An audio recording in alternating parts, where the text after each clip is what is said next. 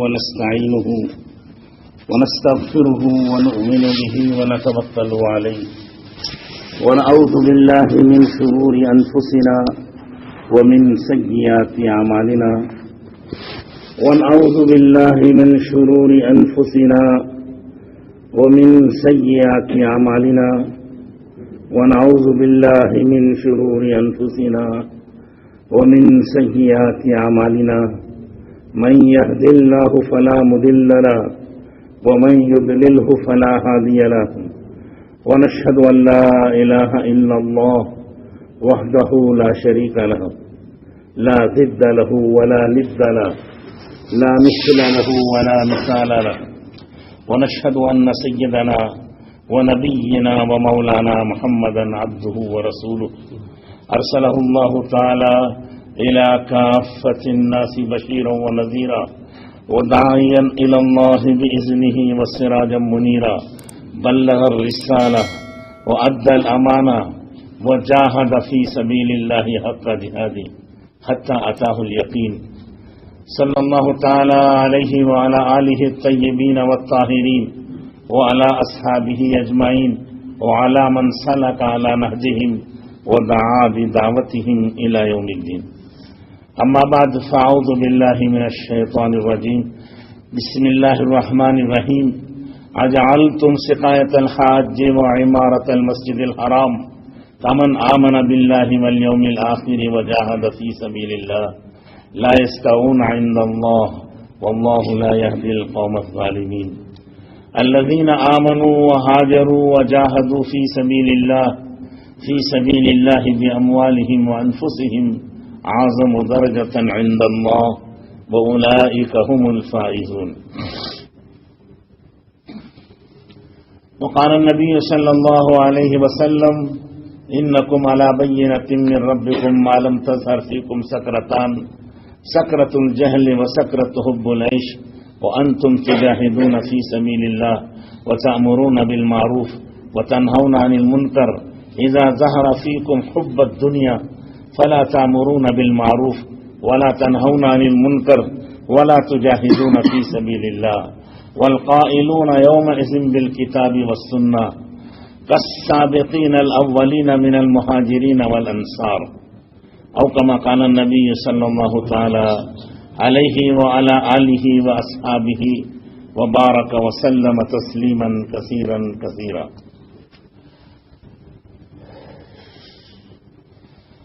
محترم بزرگوں اور دوستوں اور بھائیوں، اللہ کا فضل و کرم ہے کہ اللہ تعالیٰ نے ہم سب کو اس دعوت و تبلیغ کی مبارک محنت سے ایک نسبت اور محبت نصیب فرمائی، اور اللہ تعالیٰ ہم سب کو اس مبارک محنت میں موت تک استقامت بھی نصیب فرمائے. یہ دعوت اور تبلیغ کا کام حقیقت میں اللہ کا کام ہے. یہ کس کا کام ہے؟ یہ اللہ کا کام ہے. داعی حقیقی وہ اللہ جل شانہ ہے، اور سب سے پہلے دعوت دینے والے وہ خود اللہ جل شانہ ہے. جیسے کہ قرآن میں فرمایا واللہ یدعو الی دار السلام، اللہ تم سب کو جنت کی دعوت دیتے ہیں. پوری انسانیت کو اور پوری بشریت کو اور تمام مخلوق کو اللہ نے جنت کی دعوت دی ہے، اور سب سے پہلے دعوت دی ہے. نبیوں سے پہلے اللہ نے دعوت دی. تو یہ کام اللہ کا کام ہے، اور اللہ سب سے بڑے ہیں، ان کا کام بھی سب سے بڑا ہے. وہ سب سے اچھے ہیں، ان کا کام بھی سب سے اچھا ہے. اس کو اللہ نے قرآن میں کہا وَمَنْ أَحْسَنُ قَوْلًا مِّمَّنْ دَعَا إِلَى اللَّهِ، سب سے اچھی بات، سب سے بڑی بات وہ اللہ کے بندوں کو بلانا ہے. یہ دعوت دینا یہ سب سے بڑا کام ہے، اور یہ سب سے اچھا کام ہے. احسن القول، جتنی دنیا میں باتیں ہوتی ہوں گی اور جتنی دنیا میں کلام ہوں گے اور جتنی دنیا میں آوازیں ہوں گی، ان سب سے اعلیٰ اور افضل اور ارفع و اکمل وہ اللہ کی بات ہے. وہ سب سے بڑی بات ہے، وہ سب سے اچھی بات ہے، اس سے بہتر کوئی نہیں ہے. اللہ بڑے ہیں، ان کا کام بھی بڑا ہے. اور پہلے زمانوں میں اس کے کرنے والے بھی بڑے ہوتے تھے. عام انسانوں کو دعوت اور تبلیغ کے کام کرنے کی اجازت نہیں تھی. اس کام کے لیے اللہ تعالیٰ نبیوں کو بھیجتے تھے، رسولوں کو بھیجتے تھے. پیغمبر آتے تھے، وہ معصوم ہوتے تھے، بے گناہ ہوتے تھے، وہ پاکیزہ و مبارک و مقدس ہستیاں ہوتی تھیں. وہ ساتوں آسمانوں اور ساتوں زمینوں سے بڑے ہوتے تھے. عرش اعظم اور کرسی سے بھی وہ بڑے ہوتے تھے. وہ جبرائیل اور میکائیل سے بھی بڑے ہوتے تھے، اور وہ معصوم اور بے گناہ ہوتے تھے. بڑا کام تھا، اس لیے اللہ نے ایسی مبارک اور مقدس ہستیوں کو چن لیا تھا اس کام کے لیے. عام انسانوں کو اس دعوت و تبلیغ کے کرنے کی اجازت نہیں تھی. یہ کام وہ حضرات کرتے تھے. پھر اللہ جل شانہ نے حضرت محمد الرسول اللہ صلی اللہ علیہ وسلم کو آخری نبی بھیجا اور آپ پر نبوت کا سلسلہ بند کر دیا کہ اب آپ کے بعد کوئی نبی نہیں آئیں گے. تو پھر کام کون کریں گے؟ دعوت دو ہیں. ایک نبیوں کی دعوت ہے، وہ اچھائیوں اور بھلائیوں کی طرف بلانے کی ہے. دوسری دعوت شیطان کی ہے، وہ برائیوں اور جہنم کی طرف بلانے کی ہے. یہ دونوں دعوتوں کے لیے اللہ نے اجازت دی ہے. شیطان نے بھی اجازت لی ہے اللہ سے کہ مجھے قیامت تک کی زندگی اور موقع دیں اور قیامت تک کے لیے میری عمر بڑھا دیں. تو اللہ تعالیٰ نے اس کی بھی دعا قبول کر لی.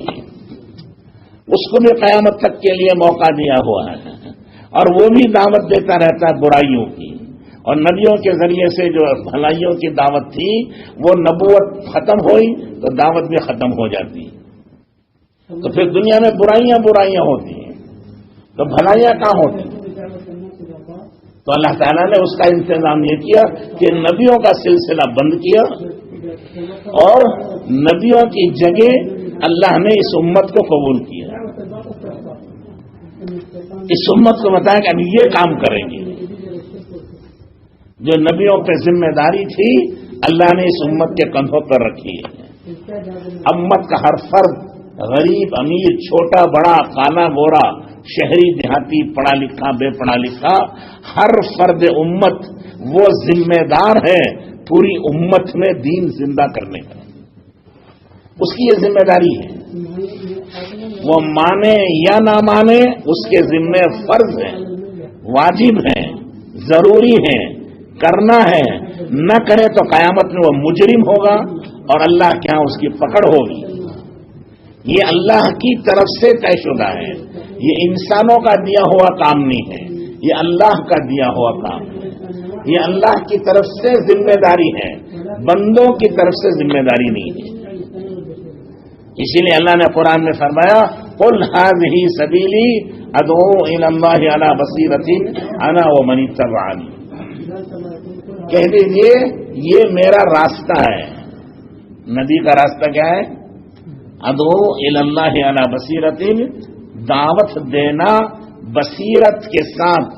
یہ نبی کا اور حضرت محمد الرسول اللہ کا یہ راستہ ہے.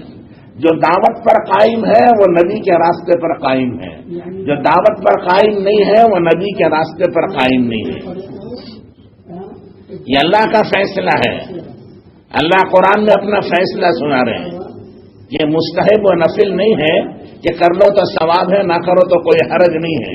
نہیں، حرج عظیم ہے، بہت بڑا حرج ہے. تم اپنے نبی کے راستے پر جب سمجھے جائیں گے جب تم اپنے نبی کا کام کرو گے، اور تمہارے نبی کا کام دعوت دینا ہے. اور یہ کسی انسان کی کہی ہوئی بات نہیں، یہ اللہ کی کہی ہوئی بات ہے. یہ قرآن کا فیصلہ ہے. ھذہ سبیلی ادعو الی اللہ، یہ میرا راستہ ہے دعوت دینا. جو دعوت پر ہے وہ نبی کے راستے پر ہے، جو دعوت پر نہیں ہے وہ نبی کے راستے پر نہیں ہے. تو پہلے اپنی زندگی کا مقصد، اپنی مقصد زندگی، اپنے مقصد حیات یہ طے کرنا کہ میں دنیا میں دعوت کے لیے پیدا ہوا ہوں. 4 پیسے کما کر کھا پی کر مر جانا یہ جانوروں کا کام ہے. دنیا کا ہر جانور کھاتا پیتا بیوی بچوں کو پالتا اور مرتا ہے. بلی کے، کتے کے، اور جناب علی بکری کے، اونٹ کے، گائے کے، سب کے بچے ہوتے ہیں اور سب اپنے بچوں کی پرورش کرتے ہیں، سب اپنے بچوں کو کھانا دیتے ہیں، پانی دیتے ہیں، گھونسلہ بناتے ہیں، گھر بناتے ہیں اور ان کی حفاظت کا سامان کرتے ہیں۔ آپ نے کر لیا تو کیا کمال کیا؟ ارے چوہا بھی اپنا بل بناتا ہے، اپنے بچوں کی حفاظت کا سامان کرتا ہے۔ چونٹی آپ نے دیکھی ہے، کتنا چھوٹا سا جانور ہے، وہ بھی اپنی حفاظت کے لیے زمین کے اندر بل بناتا ہے اور 6 مہینے کا راشن گھر میں رکھتا ہے۔ آپ کے گھر میں 6 مہینے کا راشن نہیں ہے، چونٹی اپنے 6 مہینے کا راشن بل کے اندر گھر کے اندر رکھتی ہے، اس لیے کہ بارش کے زمانے میں وہ باہر نہیں جا سکتی۔ بارش کے زمانے میں باہر جائے گی، پانی میں بہہ جائے گی، اسے اپنی موت کا ڈر ہوتا ہے، اس لیے بارش کے موسم کا راشن پہلے سے گھر میں اسٹاک ہے اس کے۔ اگر آپ نے بھی اسٹاک کر لیا اور پیسہ بنا لیا اور بینک بیلنس جمع کر دیا تو کون سا کمال ہے؟ وہ چونٹی بھی کرتی ہے، وہ چوہا بھی کرتا ہے، وہ چڑیا گھونسلہ بناتی ہے، وہ بھی بارش سے، ہواؤں سے اور طوفانوں سے بچاتا ہے اس کے بچوں کو۔ تو بچوں کی حفاظت کر لی، بچوں کی آپ نے پرورش کر لی اور کھایا پیا اور کھلایا پلایا، ٹھیک ہے، جانور ہونے کے ناطے آپ نے بھی کر لیا، لیکن یہ حیوانیت کے کام ہے، یہ انسانیت کے کام نہیں ہے۔ جائز ہے، حلال ہے، ٹھیک ہے، اس سے انکار نہیں ہے، لیکن کوئی شرافت کا کام نہیں ہے، کوئی کرامت نہیں ہے، کوئی بڑا کام نہیں ہے۔ یہ وہ کام ہے جو تمام دنیا کے جانور کرتے ہیں۔ تو آپ نے اتنا کیا تو آپ بھی حیوانوں میں سے ایک حیوان ہیں۔ کوئی شرافت تو کوئی بزرگی اس سے نہیں آئے گی کھانے پینے سے۔ اور اگر آپ نے 2-4 مکان بنائے اور 2-4 فیکٹریاں بنائی اور 2-4 کارخانے بنا لیے تو یہ تو یہود و نصارہ کا کام ہے کہ ان کی دنیا جنت ہے، جو چاہے مزے کریں، مرتے ہی سیدھے نام اسٹاپ دوزخ میں جانا، بغیر حساب و کتاب کے ان کو دوزخ ہے۔ تو جو کچھ ان کو مزے اڑانا ہے وہ یہاں مزے اڑائیں، لذتیں اڑائیں، خواہشات پوری کریں۔ وہ کس کے لیے؟ وہ کافر کے لیے۔ اس کی زندگی کا مقصد دنیا ہے۔ اسی لیے حضور نے فرمایا الدنیا سجن المومن و جنت الکافر، یہ کافر کی جنت ہے دنیا، اور مومن کے لیے قید خانہ ہے، جیل خانہ۔ جیل خانے میں آدمی آزاد نہیں ہوتا، وہ کھانے پر پابندی ہے، جو کھانا حکومت کھلائے گی وہ کھائے گا، اپنی خواہش کا کھانا نہیں کھا سکتا۔ جو کپڑے حکومت پہنائے گی وہ پہنے گا، اپنی خواہش کے کپڑے نہیں پہن سکتا۔ حکومت جو کام کروائے گی وہ کرے گا، اپنی خواہش کا کام نہیں کر سکتا۔ حکومت جہاں لے جائے گی وہاں جائے گا، اپنی خواہش سے کہیں جا نہیں سکتا۔ اس کی قدم قدم پر پابندی ہے، کیونکہ وہ مجرم، وہ قیدی ہے، قیدی وہ حکومت کی بات کا پابند ہے۔ اسی طرح مسلمان وہ اللہ کا قیدی ہے، وہ اللہ کی بات کا پابند ہے۔ وہ کھانا حرام نہیں کھائے گا، ضرورت سے زائد نہیں کھائے گا، ناپاک نہیں کھائے گا، اس کے کھانے پر پابندی ہے۔ کپڑا وہ ریشم نہیں پہنے گا، وہ فضولیات نہیں کرے گا، وہ ٹخنوں سے نیچے نہیں پہنے گا، اس کے کپڑوں کے پہننے میں پابندی ہے۔ اس کے کمانے میں پابندی ہے کہ گاڑے پسینے کی کمائی کمائے گا، حلال کی کمائے گا، حرام کی نہیں کمائے گا، سود سے نہیں کمائے گا، رشوت سے نہیں کمائے گا، شراب بیچ کر نہیں کمائے گا، جھوٹ بول کر نہیں کمائے گا، نماز چھوڑ کر نہیں کمائے گا۔ وہ چلنے پھرنے پر اس کی پابندی ہے کہ جہاں چاہے جائے، اس کی اجازت نہیں ہے۔ اسی کا نام مسلمان ہے۔ یہ ہے تو وہ مسلمان ہے، یہ نہیں ہے تو وہ مسلمان نہیں ہے۔ عربی ڈکشنری ہو، یہ تو آپ عرب میں رہتے ہیں، کوئی لغت کی کتاب، کوئی ڈکشنری اٹھا کے دیکھو، اسلام کا ترجمہ کیا ہے؟ اسلام کا ترجمہ ہے گردن جھکانا اللہ کے حکم کے سامنے، اللہ کے رسول کے حکم کے سامنے۔ اور مسلمان کہتے ہیں گردن جھکانے والے کو، یعنی فرما بردار کو۔ اسلام کے معنی فرما برداری، فرما برداری کرنا، اور مسلمان کہتے ہیں فرما برداری کرنے کو۔ جو فرما بردار ہے وہ مسلمان ہے، جو فرما بردار نہیں ہے وہ مسلمان نہیں ہے۔ وہ فرما بردار ہوگا اللہ کا، وہ فرما بردار ہوگا رسول اللہ صلی اللہ علیہ وسلم کا۔ وہ آزاد نہیں ہے، آزادی کا نام کفر ہے. آزادی آدمی کو کافر بناتی ہے.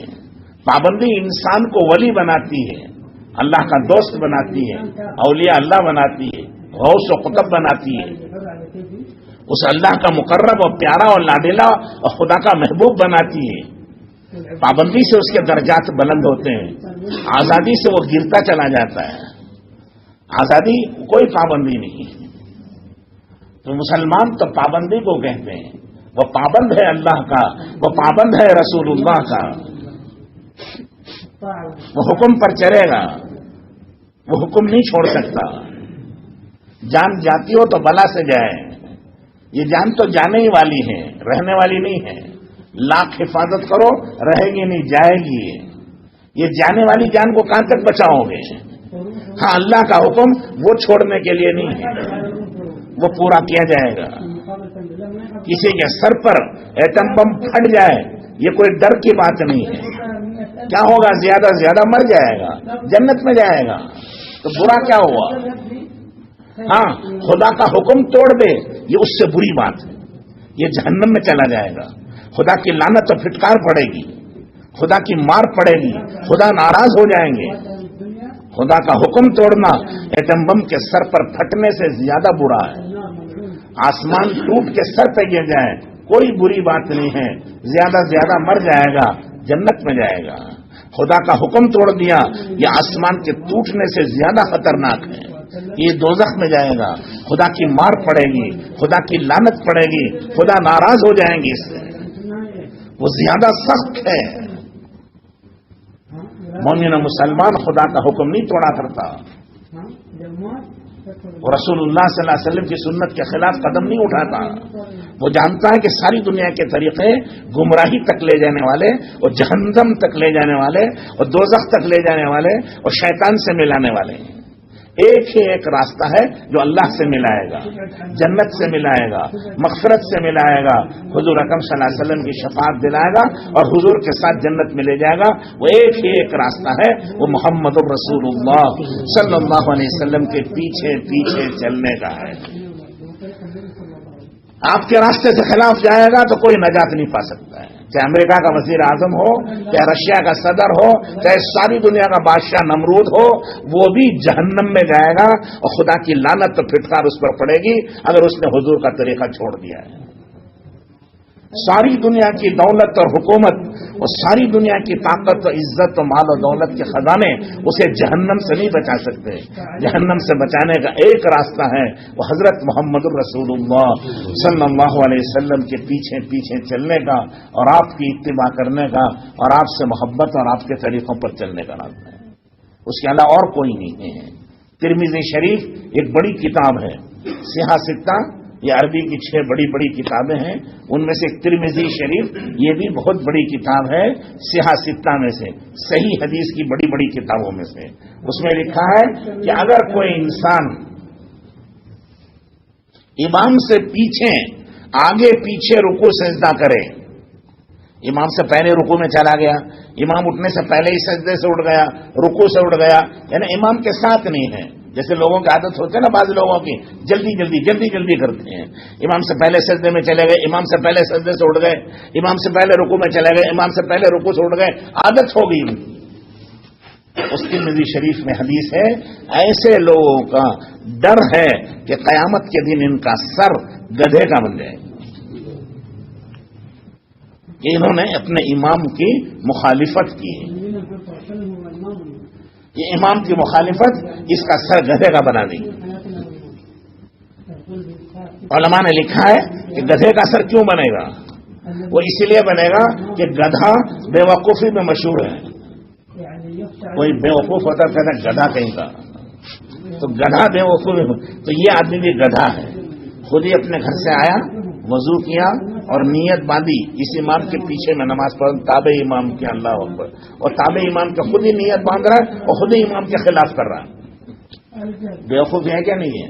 ارے تم کو کس نے بلایا یہاں؟ تم خود آئے اور تم نے خود نیت کی کہ میں تابع ہو کر پڑھتا ہوں، پیچھے پڑھتا ہوں، اور پھر امام سے آگے آگے بھاگ رہے ہوں. یہ کیا جہالت ہے؟ تو یہ ہمارے امام 10 منٹ کے امام ہیں.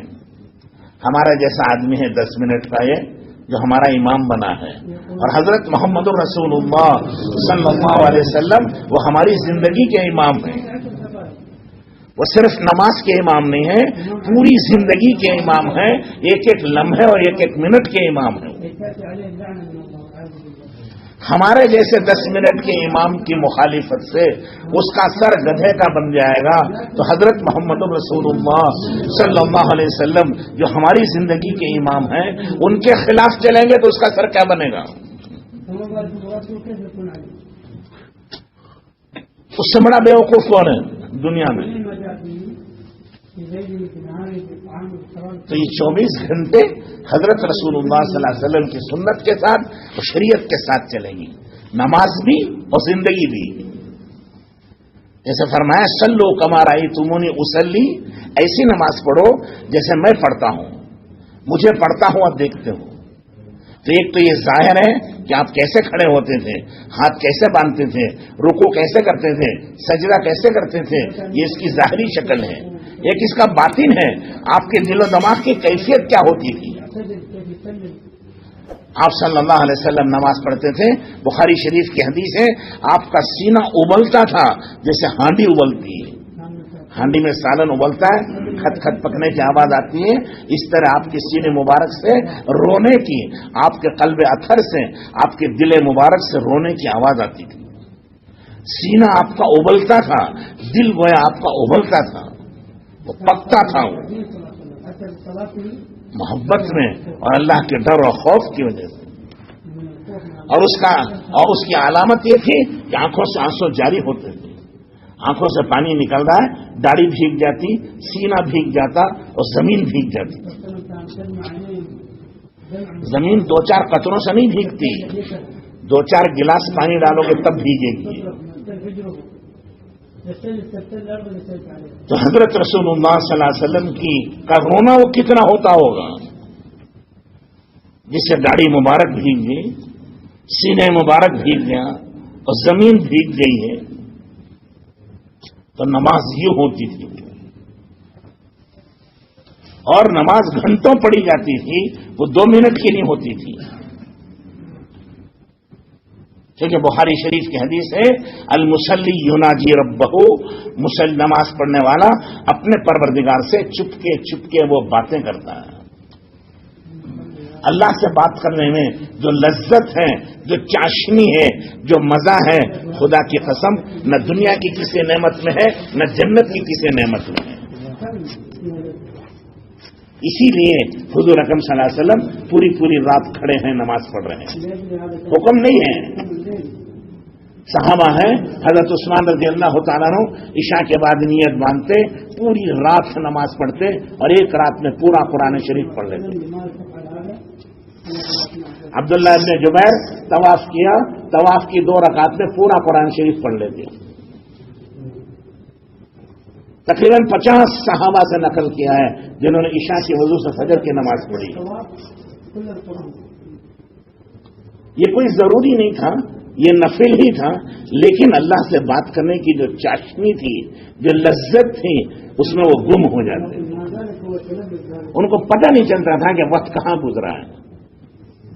ارے سن رہے کیا سو رہے ہیں؟ اثر کے بعد سونے کا وقت ہے نا. آفس سے تھکے ہارے آتے ہیں، چائے پی کے کھانا وانا کھا کے سو جاتے ہیں. تو یہاں بھی سو رہے ہیں کیا؟ ایک شادی ہوئی، میاں بیوی رات کو بات کرنے لگے، تھوڑی سی پہلی رات ہوئی تو اذان ہونے لگی فجر کی. تو دلہا وہ کہنے لگا ارے یہ مؤذن کا دماغ خراب ہو گیا کیا، آج رات میں اذان پڑھ رہا ہے. بیوی نے کہا مؤذن کا دماغ خراب نہیں، آپ اپنی گھڑی دیکھیے 5 بج چکے ہیں. کیا ہوا؟ میاں بیوی سے بات کرنے کی لذت میں وہ رات کیسے گزری پتہ نہیں چلا.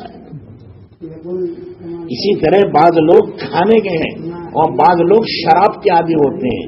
وہ پینے کی مجلس میں جاتے ہیں تو اچانک ان کو ایسا معلوم ہوتا ہے جیسے رات پتہ نہیں گئی کہ نہیں گئی، ایک دم صبح ہو گئی ہے. وہ کھانے پینے کی لذتوں میں، وہ عورتوں اور پیسوں کی لذتوں میں اپنی راتوں کے کھو جانے کو پتہ نہیں محسوس نہیں کرتے ہیں. اسی طرح اللہ سے بات کرنے کی جو لذت و کیفیت ہے، اگر کسی کو نصیب ہو جائے، خدا کی قسم ایک رات نہیں 50,000 سال بھی اسے معلوم نہیں ہوں گے. चुनाचे क़यामत के दिन 50,000 साल का वो दिन है और अल्लाह जल्ले शानहू इन नेक लोगों के लिए दस्तरखान पर बिठाएंगे। अभी वो खा के उठे भी नहीं होंगे, फरिश्ते कहेंगे जन्नत में चलो। अरे पर ये मुझसे कहेंगे जन्नत में, तो हमने तो कुरान में पढ़ा था कि वो दिन 50,000 साल का है, वो किधर है? कहने लगे 50,000 साल उन गुनहगारों से पूछो जो आग में तड़प रहे हैं और सूरज की तपिश में पक रहे हैं और नफ्सी के आलम में बेकरार हैं, उनसे पूछो अल्लाह ने तुम्हारा दिन गुजार दिया। हुजूर ने फरमाया नेक लोगों के लिए वो 50,000 साल इस तरह गुजर जाएंगे जैसे फजर की 2 रकात सुन्नत है। हुजूर अकरम सल्लल्लाहु अलैहि वसल्लम की नमाजें बड़ी लंबी होती थी, लेकिन फजर की 2 रकात सुन्नतें बहुत हल्की पढ़ते थे, बहुत मुख्तसर पढ़ते थे। और फरमाया ये 50,000 साल इस तरह मुख्तसर से गुजर जाएंगे। ये क्या है कि उनके अंदर कैफियत है। तो मेरे दोस्तों, बुजुर्गों, भाइयों, रहते रहते बाज पुराने नमाजी होते होते उनमें आदत हो जाती है। धड़ाम से वजू किया 1 मिनट में और भागे भागे आए और नमाज की नियत बांधी, फटाफट जल्दी जल्दी रुकू सजदा किया और इधर सलाम फेर के जूते उठा के भागे। तो ये नमाज नहीं हुई, नमाज का खेल बन गया। नमाज तो एहतमाम से पढ़ने को कहते हैं। हवाई जहाज का टाइम 12 बजे है, आप 8 बजे से तैयारी कर रहे हैं, 9 बजे से तैयारी कर रहे हैं, क्या कि ये वक्त पर पहुंचना है। इसे एहतमाम कहते हैं।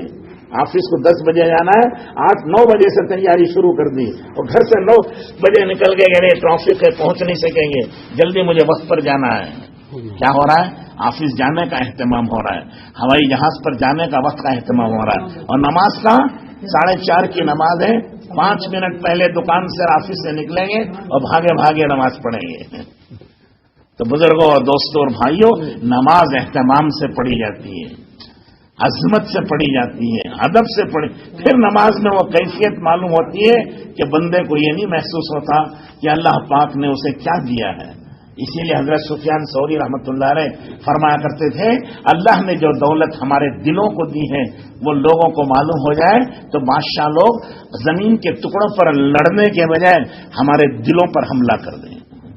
हमारे दिलों में जो दौलत और इज्जत और जो सुकून अल्लाह ने दिया है उनको कहाँ नसीब है। तो बुजुर्गों और दोस्तों, यहाँ रहते हुए भी बेहिसी हो जाती है कि मैं हम तो मुसलमान हैं, मुसलमानों के मुल्क में हैं और नमाज तो मामूल है, हमारा पढ़ते ही हैं। क्या पढ़ते हैं, कैसे पढ़ते हैं?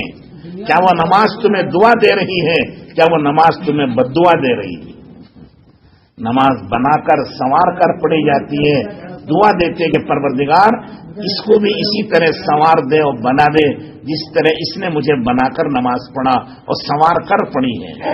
और बिगाड़ता है तो बद्दुआ देते कि परवरदिगार जिस तरह इसने मुझे बिगाड़ा है तो इसकी जिंदगी बिगाड़ दे। इसीलिए फवैलुल लिल मुसल्लीन, हलाकत, बर्बादी और तबाही है नमाज पढ़ने वालों के लिए जो अपनी नमाज से गाफिल रहते हैं। कितनी रकात हुई, क्या पढ़ा, कुछ खबर नहीं। तो नमाज बड़ी अजमत की चीज है, ये इस्लाम की जान है। जब नमाज सुधर जाती है, जिंदगी सुधर जाती है, फिर उसकी जिंदगी में हराम बाकी नहीं रहता। उसकी नजर पाक होती है, उसकी जबान पाक होती है, उसके कान पाक होते हैं, उसके दिलो दिमाग पाक होते हैं, सब पाक हो जाता है, हराम से वो बच जाता है। इन्ना सलाता तन्हा अनिल फहशाई वल मुनकर, नमाज बेहयाई से, बुरी बातों से, बुराइयों से, गुनाहों से उसको रोक लेती है। अगर वो नहीं रोक रही है तो उसकी नमाज नहीं है। अभी उसने नमाज सीखी नहीं है, वो सीखने की उसे जरूरत है।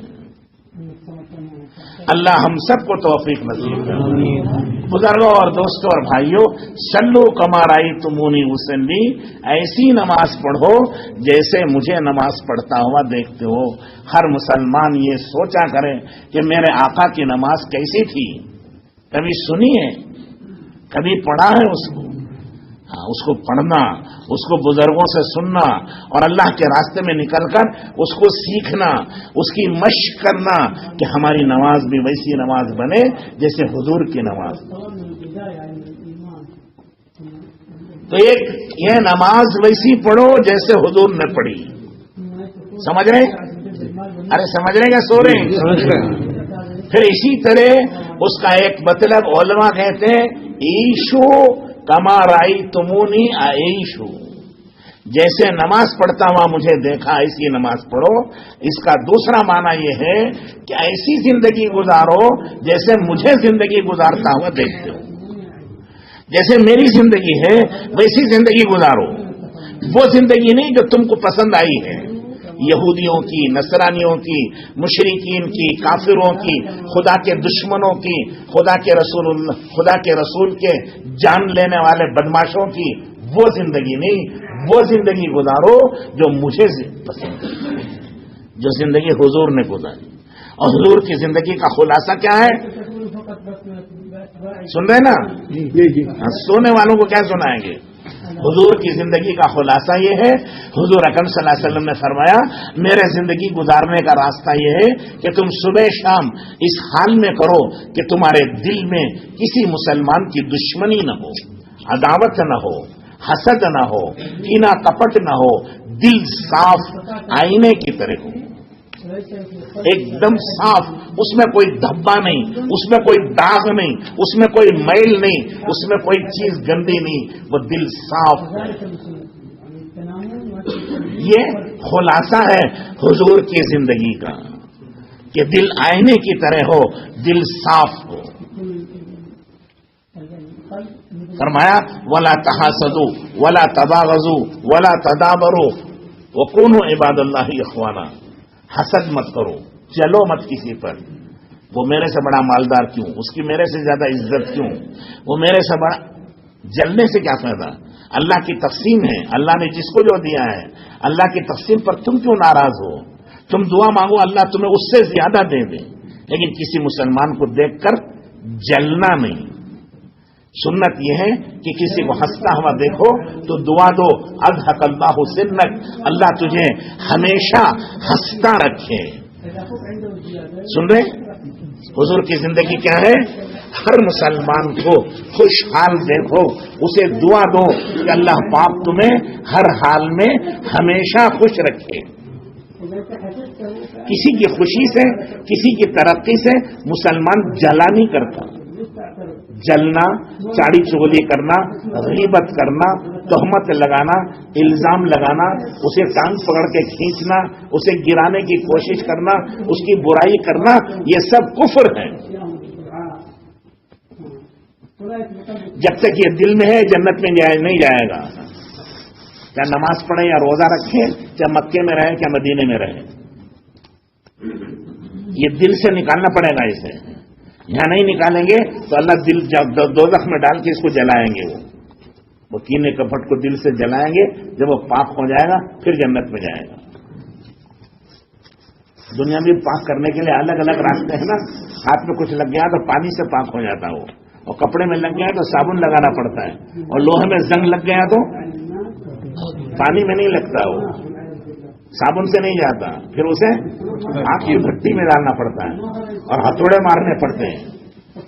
اس کا زنگ، اس کا میل سخت ہے، آگ کی بھٹی میں ہتھوڑوں سے وہ پاک ہوتا ہے. اسی طرح دل کا زنگ وہ لوہے کے زنگ سے زیادہ سخت ہے، وہ جہنم کی آگ میں اور فرشتوں کے ہتھوڑوں سے پاک ہوگا وہ. اور اگر دنیا میں توبہ کر لی تو توبہ سے تو سب پاک ہو جاتا ہے.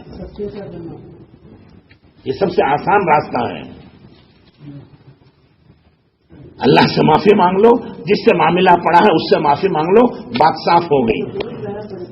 اب تمہارا دل پاک ہوگا، بغیر حساب کتاب کے جنت میں جائیں گے.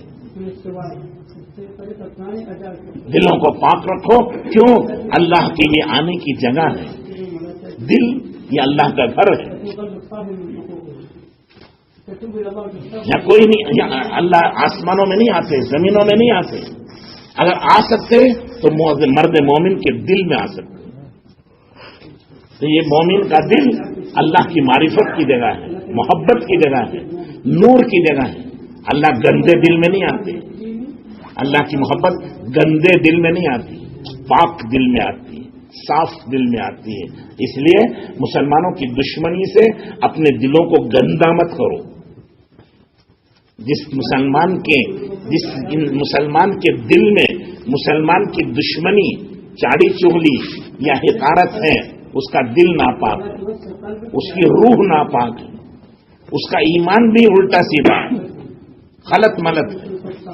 ایمان تو نورانی اور پاکیزہ ہے، لیکن دل کی گندگی سے اس کے اندر میں وہ دل بھی ملوث ہو جاتا ہے۔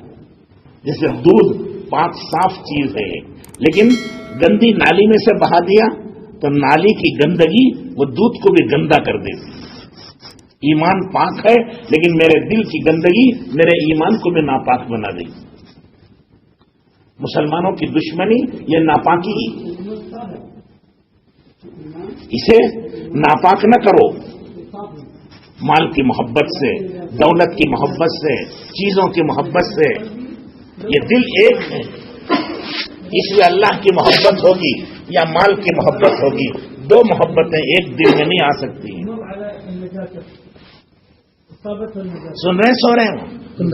ایک ہاتھ سے دو خربوزہ نہیں اٹھتے ہیں۔ خربوزہ سمجھتے ہیں نا؟ خربوزہ اٹھتا ہے کیا؟ ایک ہاتھ میں دو اٹھتے ہیں، ایک ہاتھ میں ایک لگے گا، دو نہیں اٹھا سکتے۔ دل ایک ہے، یا تو اس میں دنیا کی محبت کو جما لو یا اس میں اللہ کی محبت کو جماؤ۔ اللہ اس کے رسول کی محبت یہ پاکیزہ ہے، یہ نورانی ہے، یہ مبارک ہے، یہ مقدس ہے، اسی کا نام ایمان ہے۔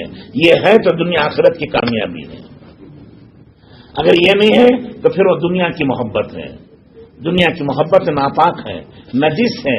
حب الدنیا راس کل خطیئۃ، اللہ کے رسول نے فرمایا دنیا کی محبت گناہوں کی جڑ ہے۔ جس کے دل میں دنیا کی محبت آ گئی، گناہوں کی جڑ لگ گئی اس کے دل میں۔ اب کیا مطلب؟ یہ ڈھالیاں ہیں، آنکھ، کان، زبان، اس سے سب گناہ نکلیں گے۔ کانٹوں کا درخت زمین میں ڈالا ہے، کانٹے آئیں گے۔ پھول کا زمین میں درخت ڈالا ہے، پھول آئیں گے۔ نیکیوں کا بیج دل میں ڈالا ہے، نیکیاں آئیں گی۔ گناہوں کا بیج دل میں ڈالا ہے، گناہ ہوں گے۔ کیا مطلب؟ آنکھیں دیکھیں گی تو غلط دیکھیں گی، زبان بولے گی تو غلط بولے گی، کان سنیں گے تو غلط سنیں گے۔ اسے ناچ گانے میں مزہ آتا ہے، اسے گالی گلوچ میں مزہ آتا ہے، اسے لڑنے جھگڑنے میں مزہ آتا ہے۔ کیوں؟ اس لیے کہ اس کے دل کے اندر کانٹوں کا درخت لگا ہے۔ کانٹوں کے درخت کی وجہ سے برائیاں اس سے ظاہر ہوتی رہیں گی۔ حب الدنیا راس کل خطیئۃ، ہر گناہ کی جڑ وہ دنیا کی محبت ہے۔ دنیا کی محبت اس کے دل میں آ گئی، اب اس کے لیے اس کا دل و دماغ بھی غلط سوچے گا، آنکھیں بھی غلط دیکھیں گی، زبان بھی غلط بولے گی۔ اسے پاک کرنا ضروری ہے۔ تو بزرگوں اور دوستوں اور بھائیوں، اس کے لیے کہتے ہیں اللہ کے راستے میں نکلیں گے، پیدل چلیں گے، مشقتیں برداشت کریں گے اور گناہوں سے بچنے کی عادت ڈالیں گے، نیکیوں کو سیکھنے کی کوشش کریں گے تو نیکیوں کا ایک کمال تک پہنچے گا۔ ایک تو ایک سرسری نماز پڑھ لی، الحمدللہ ہم سب نمازی ہیں۔ ایک یہ نماز ہے، ایک وہ نماز ہے جو حضور اکرم صلی اللہ علیہ وسلم نے پڑھی۔ وہ نماز اللہ کے خوف و خشیے کے ساتھ ہے، وہ نماز اللہ کی محبت و عظمت کے ساتھ ہے، وہ اخلاص کے ساتھ ہے۔ صحابہ نماز پڑھ رہے ہیں، ماشاءاللہ وہ اللہ اکبر کہتے ہیں، دشمن کے قلعے کی دیواریں ہل جاتے ہیں۔ ہم اللہ اکبر کہتے ہیں تو ہمارا دل بھی نہیں ہلتا۔ تو بڑے بڑے باطل طاقتیں صرف اللہ کا نام سن کر ان کے دل کانپنے لگتے تھے، کیونکہ وہ کیفیت تھی، وہ کیفیت بیان سے باہر ہے۔ حضرت بلال بھی اذان دیتے تھے، آسمانوں تک ان کی اذان جاتی تھی، ہم بھی اذان دیتے ہیں، محلے میں ہماری اذان نہیں جاتی۔ ایک آدمی بات کرتا ہے، اس کے کانوں تک برابر نہیں جاتی، ایک آدمی بات کرتا ہے وہ دل کی گہرائی میں اترتی چلی جاتی ہے۔ سمجھ میں آ رہی نہیں آ رہی؟ ایک آدمی دعا مانگ رہا ہے، 40 سال ہو گئے، کوئی قبولیت کے اثرات نہیں ہوتے، ایک آدمی دعا مانگتا اس سے پہلے قبول ہو جاتی۔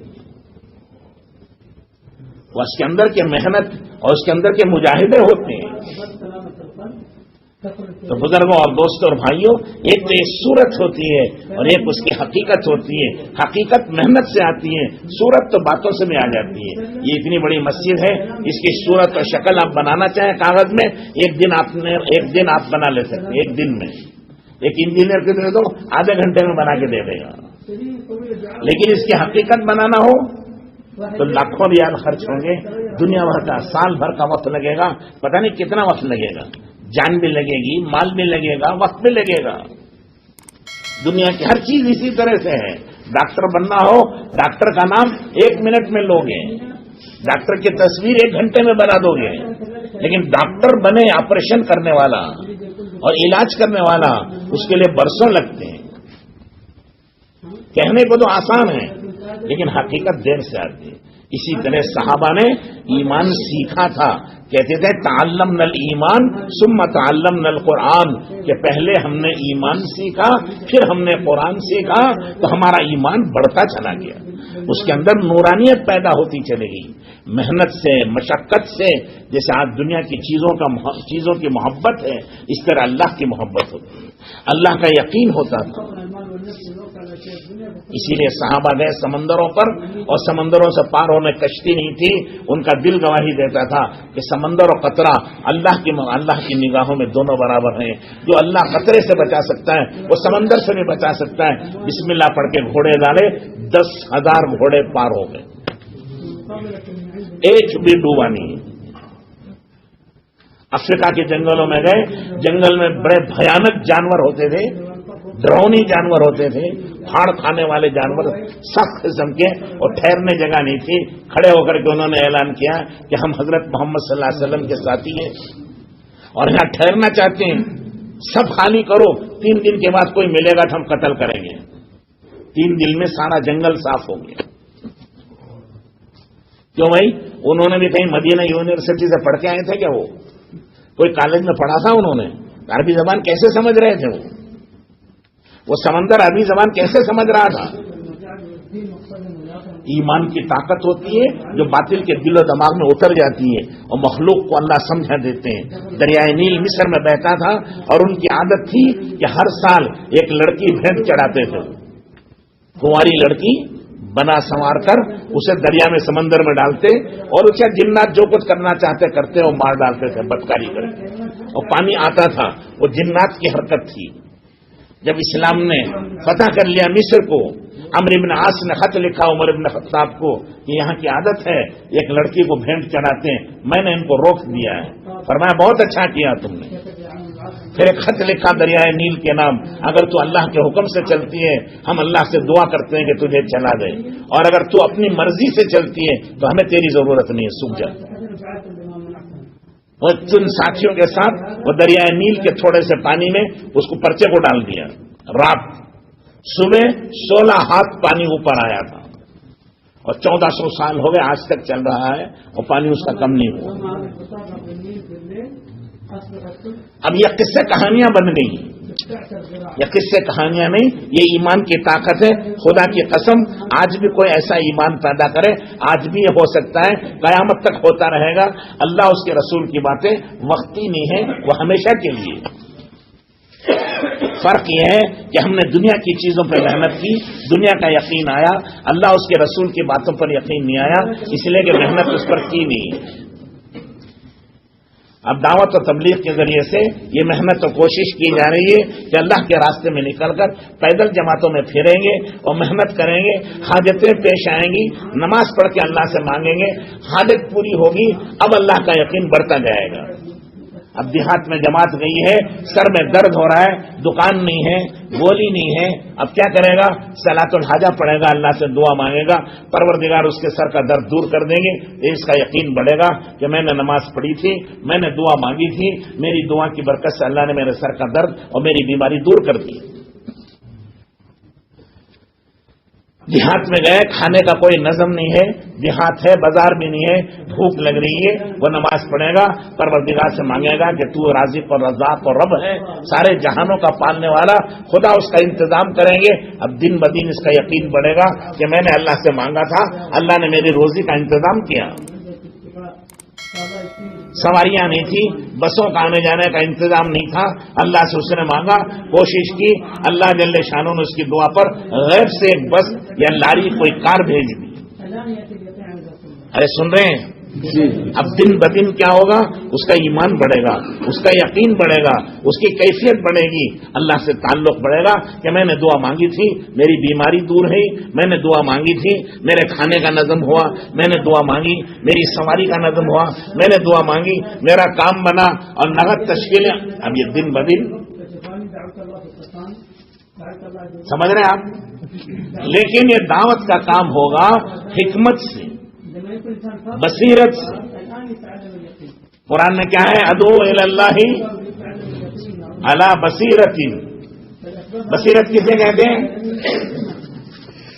اسی میں بصیرت کے ایک معنی ہے یقین. ادعو الی اللہ علی الیقین. میں اس یقین کے ساتھ دعوت دیتا ہوں کہ دعوت کی محنت کی برکت سے اللہ میرے اور پوری امت کے دنیا اور آخرت کے مسائل حل کریں گے. سمجھ رہے ہیں؟ اونگتے اونگتے سن رہے ہیں، جاگتے جاگتے سن رہے ہیں. تو بصیرت کسے کہیں گے؟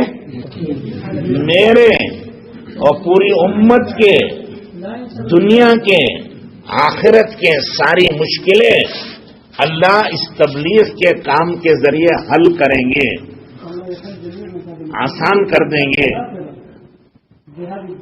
اس یقین سے دعوت دے. اس پھسپھسا ایمان نہ ہو، ہوتا ہے کہ نہیں، کہ ہوتا ہے کہ نہیں، ارے ہوگا کہ نہیں ہوگا، تجھے شک ہے تو کبھی نہیں ہوگا. یہ اللہ سے مانگنے کے لیے اور دعوت دینے کے لیے شرط ہے یقین. اس یقین سے دعوت دو کہ اللہ میرے اور امت کے مسائل اس دعوت کی محنت سے حل کریں گے. تمام نبیوں کی مشکلیں اللہ نے اسی دعوت سے حل کی تھی. مکے میں صحابہ کا سب کچھ تھا، مہاجرین کا، ان کے گھر تھے، ان کی تجارتیں تھی، ان کی دکانیں تھی. ہجرت کر کے مدینے میں آ گئے. مدینے میں آتے ہی حضور نے جماعتوں میں بھیجنا شروع کر دیا. 10 سال کی مدت میں 150 جماعتیں نکالی. سالانہ 15 جماعتیں گویا نکلی. اور چھوٹی جماعت 6 آدمی کی تھی، بڑی جماعت 30,000 کی تھی. اس درمیان میں چھوٹی بڑی جماعتیں نکلتی رہیں. حالت تو اور خراب ہو جانا تھا، لیکن اللہ نے حالت بہتر سے بہتر بنا دی. یہاں تک کہ ایک وقت آیا کہ مدینے میں زکات کا پیسہ لے کر آدمی نکلتا تھا کہ میری زکات لے لو. پورا مدینہ چکر کاٹتا تھا، کوئی غریب نہیں ملتا تھا جو زکات لے لے. شام کو لا کے بیت المال میں داخل کر دیتا تھا. اللہ نے ان کے تمام مسائل دعوت سے حل کر دی. اسی لیے اللہ تعالیٰ نے دعوت دینے والوں کو نصیحت کی ہے کہ دعوت تمہاری سرسری نہ ہو، دعوت تمہاری بصیرت کے ساتھ ہو. ادعو الی اللہ علی بصیرت. بصیرت کے ساتھ دعوت دو، یقین کے ساتھ دعوت دو. یہ نہیں کہ کر لیا تو ٹھیک ہے، نہیں کر لیا تو کوئی بات نہیں. مجھے کرنا ہے، یہ میرے نبی کا کام ہے، اللہ نے یہ میرے ذمے کیا ہے، اور اسی سے میرے کام حل ہوں گے، اسی سے میرے کام بنیں گے، اسی سے میری مشکلیں آسان ہوں گی، اسی سے میرے مسئلے حل ہوں گے، اور میری اولادوں کے اور میری نسلوں کے مسئلے بھی اللہ پاک اسی سے حل کریں گے. اس کے ساتھ اور کسی چیز کی ضرورت نہیں ہے. اس کے ساتھ اللہ، اس یقین کے ساتھ دعوت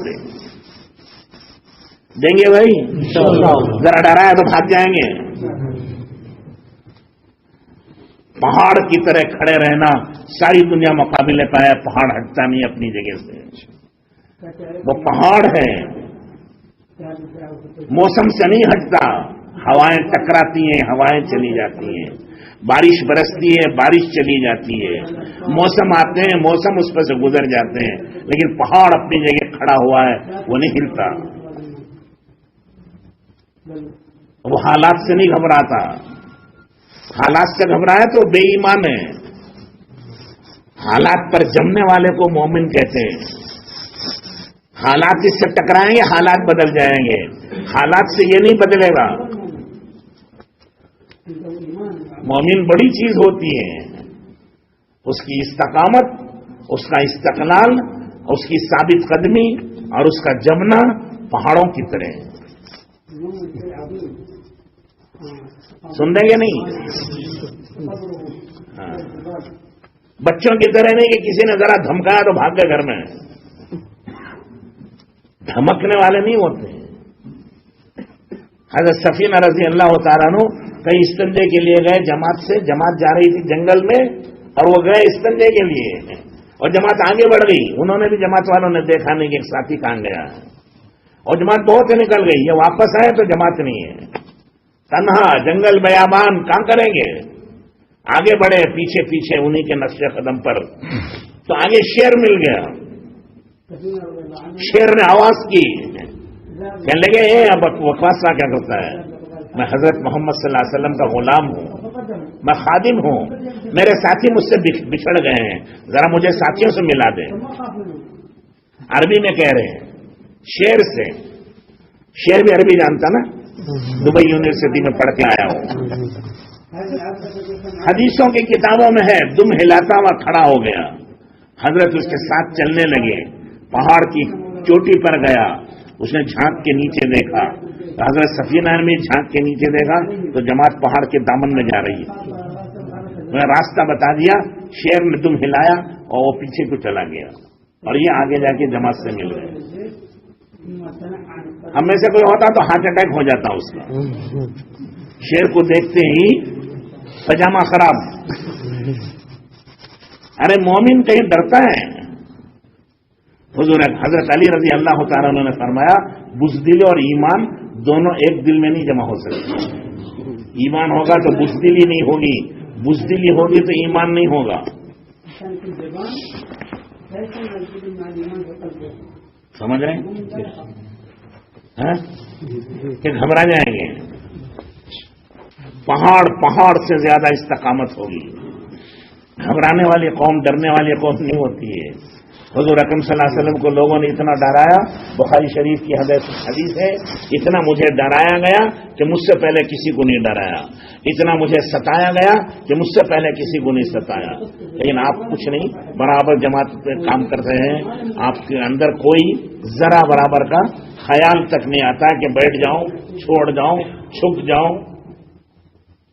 برابر جا رہے ہیں، برابر دعوت دے رہے ہیں. ابو جہل سمجھتا ہے کہ آج میں نے حضور کی اتنی گالیاں دے دی، اتنا برا بھلا کہہ دیا، اتنی بری حرکت کر دی ہے کہ اب حضور میرے پاس کبھی نہیں آئیں گے. کل صبح دیکھا تو سب سے پہلے حضور اسی کا دروازہ کھٹکھٹا رہے ہیں، کہہ رہے ہیں کلمہ پڑھ لو تیرا کام بن جائے گا. سن رہے؟ تو میں نے عرض کیا کہ دوستو یقین کے ساتھ دعوت دینا کہ یہ اللہ کا کام ہے، اللہ کی مدد اس کے ساتھ ہے. دنیا اس کے خلاف ہوگی تب بھی کام ہو کر رہے گا. دنیا اس کا بال بیکار نہیں کر سکتی ہے.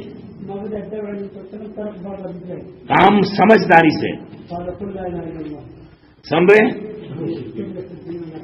ادعو الی اللہ علی بصیرۃ اے علی الیقین، یقین کے ساتھ دعوت دے. اور اس کا دوسرا ترجمہ ہے ادعو الی اللہ علی بصیرۃ اے علی علم، علم کے ساتھ بھی دعوت دے. اس کی دعوت قرآن و حدیث کی روشنی میں ہو، جہالت کی دعوت نہ ہو، غفلت کی دعوت نہ ہو، دیکھا دیکھی نہ ہو، سنی سنائی بات نہ ہو کہ ہم نے سنا تھا، ہم نے دیکھا تھا اور ہمارا خیال یہ ہے، شاید وہ یوں کہہ رہے تھے. یہ سب بکواس ہے، اس کو بند کرو. قرآن سے بات کرو، حدیث سے بات کرو، صاف صاف بات کرو. مفتی اعظم بیٹھے ہوں، علامہ بیٹھے ہوں، جبرائیل علیہ السلام بیٹھے ہوں، بیان میں بات ٹھوک کرو. دو بھی دو چار، الٹے لکھے تو چار، سیدھے لکھے تو چار، ضرب دیے تو چار، جمع کرے تو چار. کچھ بھی کرو وہ چار ہی ہوتے ہیں، اور دو کو کچھ بھی کرو وہ چار ہی رہتے ہیں. تو اس طرح بات کرو اپنی ٹھوک بجا کر. ایک چپراسی سے بھی، ایک وزیر اعظم سے بھی، ایک ان پڑھ سے بھی، ایک انجینئر سے بھی، ایک عام آدمی سے بھی، ایک سائنسدان سے بھی، ایک غریب سے بھی، ایک امیر سے بھی. سب کی نجات اللہ کے دین میں ہے، سب کی کامیابی حضور کی غلامی میں ہے. آ جاؤ حضور کے طریقے پر، سب مل کے حضور کا کام کریں، سب مل کے حضور کے ساتھ جنت میں چلے جائیں گے. بات کرو دو ٹھو صاف صاف، چاہے جبرائیل علیہ السلام بیٹھے ہوں بیان میں، چاہے کوئی علامہ بیٹھے ہو، چاہے کوئی مفتی صاحب بیٹھے ہوں، چاہے کوئی قرآن کی سورہ فاتحہ پڑھنے میں کیوں ڈر لگتا کبھی کہ بھائی پیچھے کوئی امام صاحب مفتی صاحب آ گئے، کوئی علامہ آ گئے، کوئی جبرائیل آ گئے، کوئی فرشتہ آ گیا، کوئی ڈرتا فاتحہ پڑھنے میں؟ تو کوئی آ جائے فاتحہ تو وہی ہے، قرآن تو وہی ہے، کوئی چوکتا نہیں۔ تو دعوت قرآن کی حدیث کی روشنی میں ہو، علم کی روشنی میں ہو، اور اطمینان سے اسے قرآن حدیث پر اطمینان ہو اور تسلی کے ساتھ وہ دعوت دیں، سنی سنائی باتیں نہیں، ایسا ہوا، ایسا ہوگا، ایسا کتے، ایسا بعض لوگ کہتے ہیں نا کتے کتے کتے، معلوم ہے کرناٹک کی زبان میں کتے کہتے ہیں گدے کو، کتے کا مطلب ایسا ہائیں گا، شاید ایسا ہوگا، شاید ویسا ہوگا، شاید وہ لوگ یہ کہہ رہے تھے ارے شاید کے بچے اسے چھوڑو، قرآن سے بات کرو، حدیث سے بات کرو، قرآن بھرا ہوا ہے دعوت و تبلیغ سے، حدیث بھری ہوئی ہے دعوت و تبلیغ سے، حیات الصحابہ تو دعوت ہی دعوت ہے، اس کے علاوہ ہے کیا وہاں؟ ساری آسمانی کتابیں دعوت کے لیے ہیں، سارے نبی دعوت کے لیے، سارے صحابہ دعوت کے لیے، سارے اولیاء اللہ دعوت کے لیے، دعوت نہ دے تو مسلمان ہی کہاں ہے؟ حضور نے فرمایا جس نے برائی کو دیکھا وہ ہاتھ سے رو کے تھپڑ مار کے، اگر اتنی طاقت نہیں تو زبان سے انکار کرے، زبان سے سمجھائے، اتنی بھی طاقت نہیں تو دل سے برا سمجھے، اگر دل سے بھی وہ برا نہیں سمجھتا تو لیس ہمارا ذالک حبۃ خردل من الایمان، رائی کے دانے کے برابر بھی ابھی ایمان نہیں ہے اس کا۔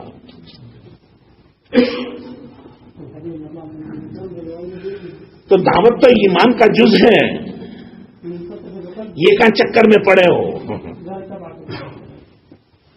اگر حضرت مولانا الیاس صاحب رحمۃ اللہ علیہ بھی قبر سے اٹھ کر آ جائیں اور یہ کہیں کہ دوستو تبلیغ کا کام میں نے شروع کیا تھا وہ غلط ہے، چھوڑ دو اس کو، تو ہم ان سے یہ کہیں جواب دیں مولانا آپ تھکے ہارے ہیں، جا کے سو جاؤ، ہم نے قرآن و حدیث سے یہ کام سمجھا ہے، مر جائیں گے لیکن کام نہیں چھوڑیں گے، کیونکہ ہم نے سمجھا ہے یہ تمہارے کہنے کی وجہ سے نہیں کر رہے ہیں، ہم تو قرآن و حدیث کی وجہ سے کر رہے ہیں، ہم تو اللہ اس کے رسول کے حکم سے کر رہے ہیں، اللہ رسول زندہ ہے، کام بھی زندہ ہے۔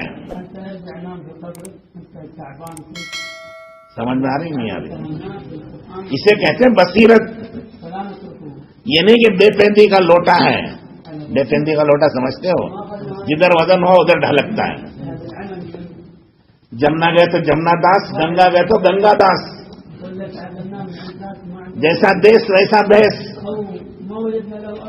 جیسا منڈوا ویسا باجا، جہاں گئے وہاں کی گانے لگے، یہ سب عربی میں اس کو منافقت کہتے ہیں، منافق کہتے ہیں اس کو، کہ جہاں گئے وہ بول رہے ارے تمہاری بات بدل گئی، مومن کی جان جا سکتی ہے، بات نہیں بدل سکتی، وہ جان دے گا بات نہیں بدلے گا، سمجھانی نہیں آ رہی ہے؟ تو ہمیں دعوت و تبلیغ کا کام قرآن سے سمجھنا، حدیث سے سمجھنا، حیات الصحابہ سے سمجھنا اور سمجھ کر اس پر جمنا۔ حضور اکرم صلی اللہ علیہ وسلم سے کہا گیا کہ یا رسول اللہ آپ اگر چاہیں تو آپ کو حاکم بنا لیں گے، امیر بنا لیں گے، بادشاہ بنا لیں گے، عورتیں چاہتے ہیں عورتوں کی، قریش کی عورتوں کی لائن لگائیں گے، جوان لڑکیوں کی، ایک نہیں 10 لے لیجیے جتنے چاہے، آخر تبلیغ تو چھوڑ دو، بادشاہ بن جاؤ، ارے ملازمت نہیں 4 پیسے کی، تم بادشاہ بن جاؤ، امیر بن جاؤ، مالک بن جاؤ، ہم آپ کو اپنا سب کچھ بنانے تیار ہیں۔ حضور نے فرمایا بس تم نے جو کچھ کہنا تھا کہہ لیا اور تم اپنی بات میں سچے ہو، یہ تم کر سکتے ہو، جو کچھ تم نے اب تک کہا ہے وہ تمہارے بس میں ہے، تم کر سکتے ہو، وہ کرنے کی تم نے بات کی ہے، آگے بڑھو، جو تم نہیں کر سکتے وہ بھی کر دو، کہ میرے ایک ہاتھ میں چاند لا کے رکھو، تم نہیں کر سکتے، سورج ایک ہاتھ میں لا کے رکھو، تب بھی میں دعوت کے کام کو چھوڑنے والا نہیں۔ ارے ایک ملازمت کیا ہے، ایک نوکری کیا، خدا تو نہیں ہے،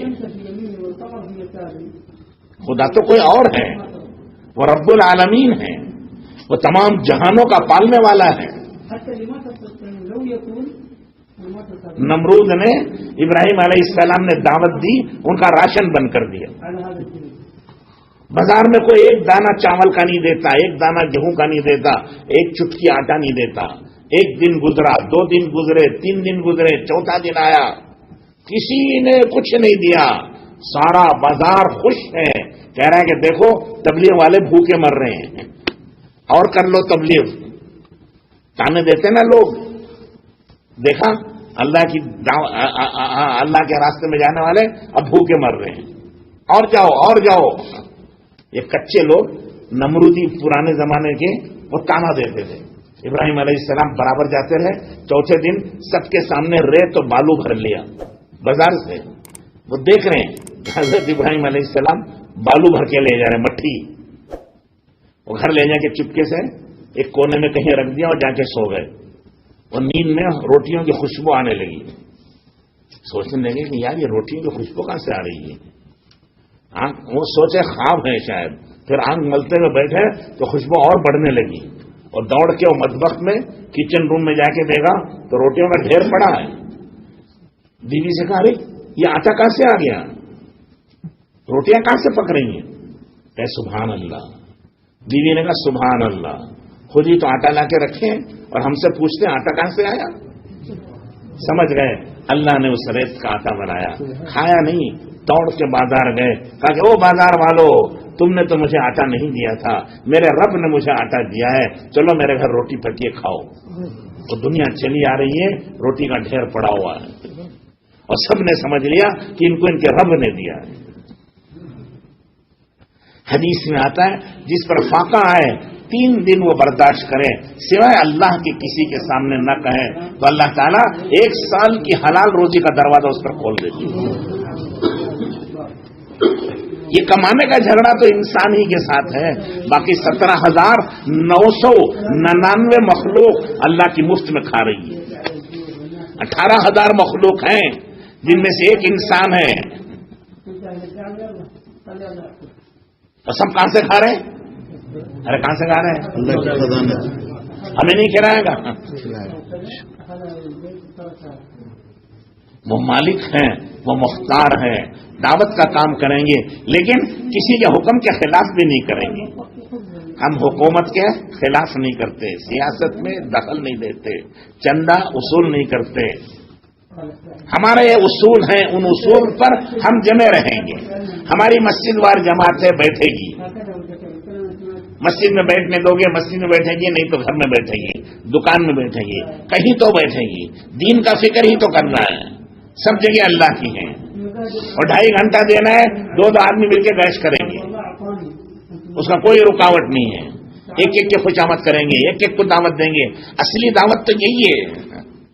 مسجد میں تعلیم کا ہوگی تو نہیں ہوگی تو گھر میں تعلیم ہوگی۔ گشت ہے، بازاروں میں گشت ہوتا ہے، 2 ساتھی بنا کے گشت کریں گے۔ جماعت ہے، جماعت جائے گی، 2 ساتھی جماعت بنا کر جماعتوں میں جائیں گے۔ حکمت سے تو کریں گے لیکن چھوڑیں گے نہیں، ڈر کر، ارے سن رہے گے نہیں، ڈر کر چھوڑیں گے نہیں، کریں گے۔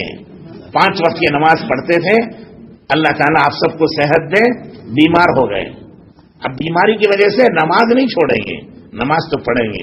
کھڑا نہیں جاتا، چلو بیٹھ کر پڑھیں گے، بیٹھا نہیں جاتا لیٹ کر پڑھیں گے، لیکن چھوڑیں گے نہیں، پڑھیں گے، آخر اشارے سے پڑھیں گے۔ چھوڑنے کا حکم نہیں ہے، پڑھنے کا حکم ہے۔ ہاں معذوری ہے، مجبوری ہے، کوئی تکلیف ہے، کوئی مشکل آ رہی ہے، ٹھیک ہے، اس مشکل کو آسان کر کے پڑھیں گے۔ اللہ نے بھی مشکل میں جانے کا حکم نہیں دیا ہے، آسانی کے ساتھ کرنے کا حکم دیا۔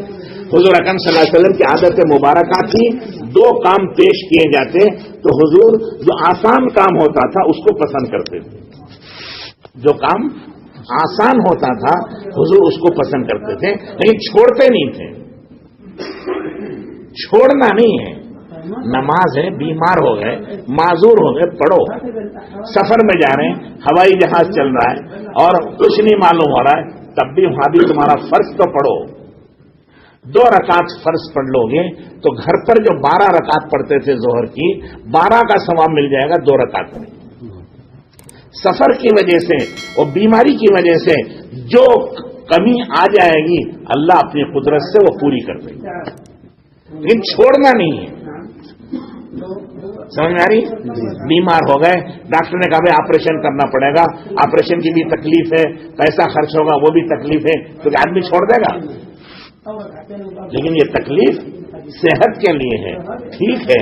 बीमारी की तकलीफ से ये तकलीफ सेहत की तरफ ले जाएगी, लिहाजा इसका कर्ज करो, पैसा नहीं तो कर्ज लो, ऑपरेशन यहां नहीं होता दूसरे मुल्क में जाके करो, लेकिन इलाज तो कराओ।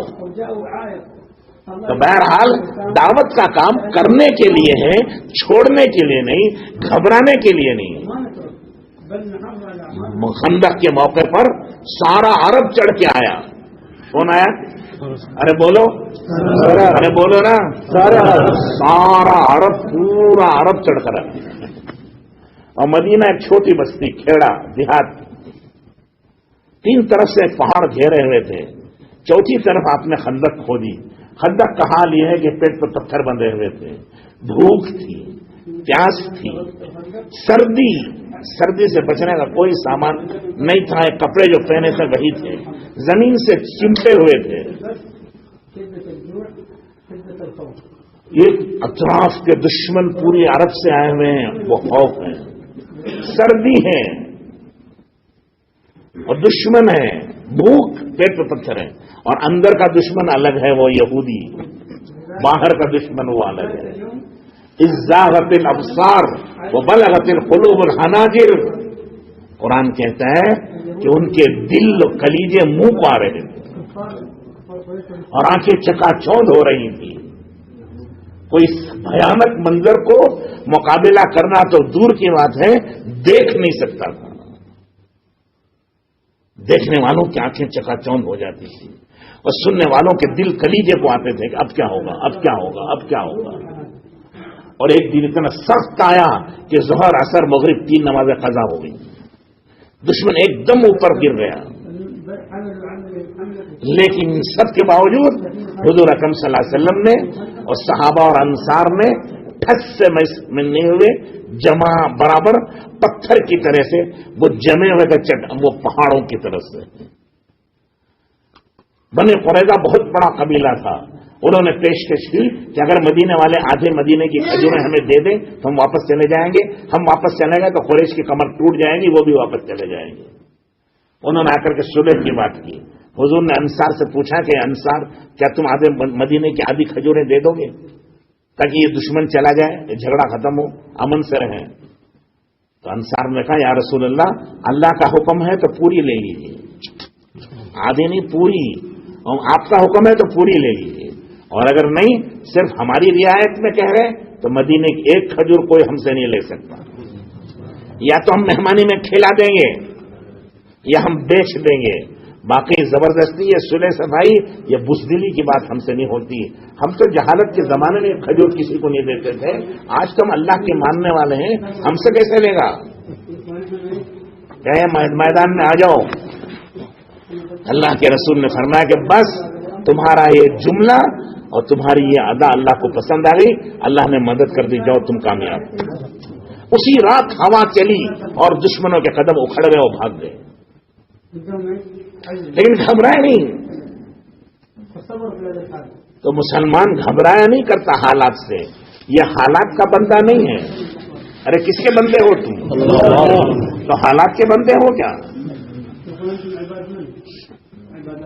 अफराई तमनी तखज़ इलाहहु हवा, अल्लाह शिकायत करते हैं, आप उस आदमी को नहीं देखते जिसने अपने ख्वाहिश को अपना खुदा बना लिया है? क्या जो जी में आया वो करता है? ये कौन है? ख्वाहिश का बंदा है। लोग कहते जी जमाना बदल गया, वो जमाना और था। तो ये कौन है? ये जमाने के बंदे हैं। कहते जी हालात बदल गए, अब हालात अच्छे नहीं, हालात के साथ चलो। तो क्या है? ये हालात के बंदे हैं, ये अल्लाह के बंदे कहां हैं? हुजूर ने फरमाया, सईस अब्दुल दीनार व अब्दुल दिरहम व अब्दुल खतीफा, बर्बाद हो जाए सोने चांदी का बंदा, बर्बाद हो जाए मालो दौलत का बंदा, माल दौलत के पीछे पड़ने वाला और कपड़ों और सामान वाला, अल्लाह ने उसे अपना बंदा बनाया, ये हालात का बंदा हो गया, ये जमाने का बंदा हो गया, ये ख्वाहिश का बंदा हो गया, ये मालो दौलत का बंदा हो गया। अरे ये कैसी बुरी चीज है। तुम अल्लाह के बंदे हो, अल्लाह का काम करना है और मौत तक करना है और जम कर करना है। हालात आते रहेंगे, हालात जाते रहेंगे, हाल किसी का नाम नहीं। अरे आप सब हाल अरबी पढ़े, अरबी तो खैर क्या पढ़े हैं, उर्दू तो पढ़े ना, अरे थोड़ा तो पढ़े नहीं।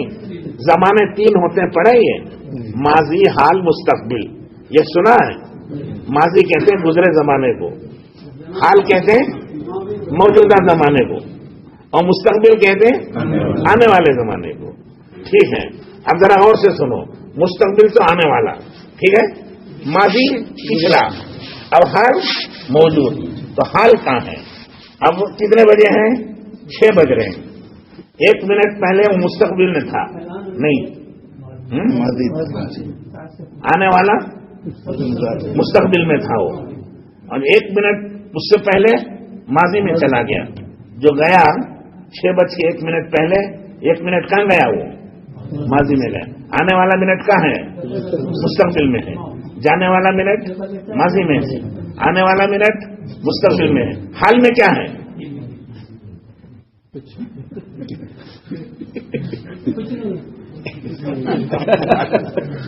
ये हाल तो सिर्फ मुस्तकबिल से माजी में जाते हुए टकराता, जरा ये टक्कर जो लगती है वो हाल है।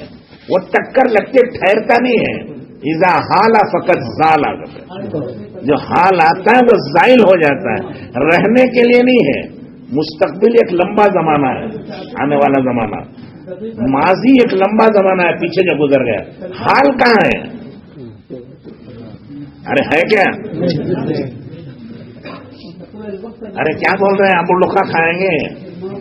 अरे कोई समझ में नहीं आएगा, नहीं क्या है हाल है कहाँ? नहीं समझ में आया। हाल तो ये मुस्तकबिल है, आगे से आ रहा है, ये माजी है, ये पीछे जा रहा है, ये मुस्तकबिल जाते जाते यहां से गुजरता है। हाँ, यही हाल है जो चंद मिनट का है और ये ठहरता नहीं है। मुस्तकबिल के हजारों साल नहीं, आने वाले माजी के हजारों साल गुजरे हुए हैं, लेकिन हाल का कहाँ है? हाल कुछ नहीं है, सिर्फ जरा गुजरते हुए यूं टकराता है, जरा लगता है उसे, वो लगा हुआ वो हाल है, और वो हाल जाइल हो जाता है, वो रहता नहीं है। क्या होता है? जाइल हो जाता है। तो जाइल होने वाले से भी डरते हैं क्या? साए से डरता है कोई आदमी है? अरे साए से डरते हो क्या? अब चाय से डरते हैं। चाय का वक्त होगा, लोग इशारा करेंगे बयान बंद करो तुम्हारा, बहुत देर हो गई है। तो करोगे? करोगे ना? नहीं डरेंगे, इंशाअल्लाह ही कह रहे हैं। ये ऐसी कौम से पाला पड़ा है। अरे अदो इल्लाही अला बसीरतिन के माने यकीन के अला इल्मिन, के इल्म के साथ दावत देंगे। और अगर जिब्राइल भी आकर कहेंगे कि इसको छोड़ दो तो नहीं छोड़ेंगे। इलियास रहमतुल्लाह अलैह भी आकर के मौलाना कहेंगे छोड़ दो तो नहीं छोड़ेंगे।